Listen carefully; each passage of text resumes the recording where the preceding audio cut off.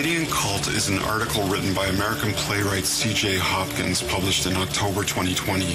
Hopkins argues that we are in the midst of a global totalitarian movement, the first of its kind in human history, and that the Covidian Cult is made up of those of us who have drunk the Kool-Aid of the official COVID narrative. A narrative that goes something like this.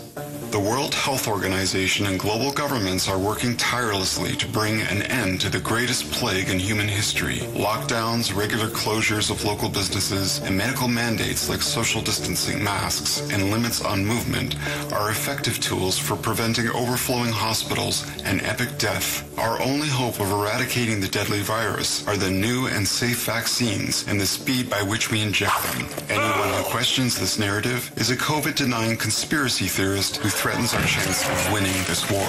Members of the Covidian Cult trust their appointed health experts and trust the mainstream media. If you're anything like me, however, you're worried that the real global threat are these brainwashed bozos. A cult used to be a small band of weirdos hiding on a commune away from the prying eyes and interference of family members. But as Hopkins argues, in the age of COVID, this paradigm has been flipped on its head.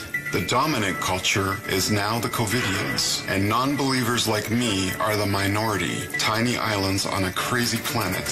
Hopkins says that the key ingredient of totalitarian societies and cults is mass conformity to a psychotic official narrative. This psychotic official narrative is based on paranoia and is not bound by logic or reason. The cult is faithful to the narrative, and this faith cannot be shaken by facts. Our cult indoctrination began in early 2020 when bizarre videos leaked out of China. People were dying while walking, and little armies of hazmat-suited medics were seen scurrying around trying to keep up with the dropping dead. Isolation facilities, overcrowded hospitals, and drone footage of barren cities. We were told that a deadly virus had made the supernatural leap from a bat, not a dog or a bunny, a bat, into a human, and that this unscientific event occurred in a dreaded and overcrowded wet market in a place called Wuhan. The virus escaped on a modern plane and supposedly almost wiped out Italy before it was declared a global pandemic by our new guardian of health, the WHO. The brainwashing campaign had kicked into high gear. For the first time in modern history, our businesses were shut down because of a virus. We were ordered to hide in our homes where our TVs, radios, and phones would terrify us with predictions of death in the millions, starting with the exaggerated models out of London by the infamously inaccurate Dr. Neil Ferguson. It can't be understated that this initial lockdown had a serious impact on our mental equilibrium going forward. You are non-essential, give up your livelihood, hide in your home and await our instructions. Wash your hands like someone with OCD.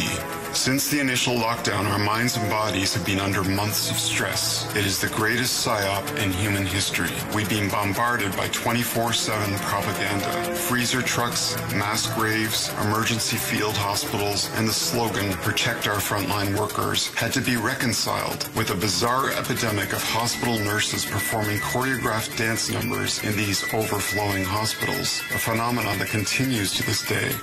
Next came social distancing, a fundamental tenet of the COVID narrative. It was based not on viral science, but on a form of childlike logic. The planned payoff? The unconscious fear of everything and everyone. No matter how healthy they look, they could be a ticking time bomb. Limits on gatherings was a cult mind control staple called milieu control, a technique to limit the cult members' contact with the outside world and prevent contradictory discussions.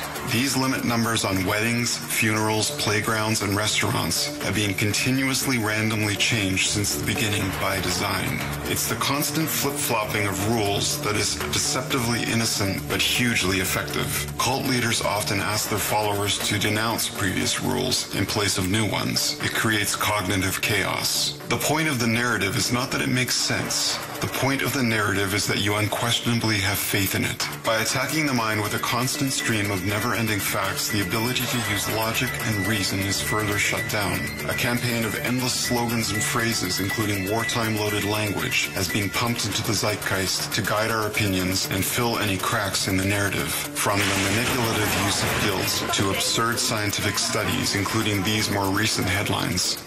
We have been bombarded by endless conflicting directives, wild speculation, and outright lies.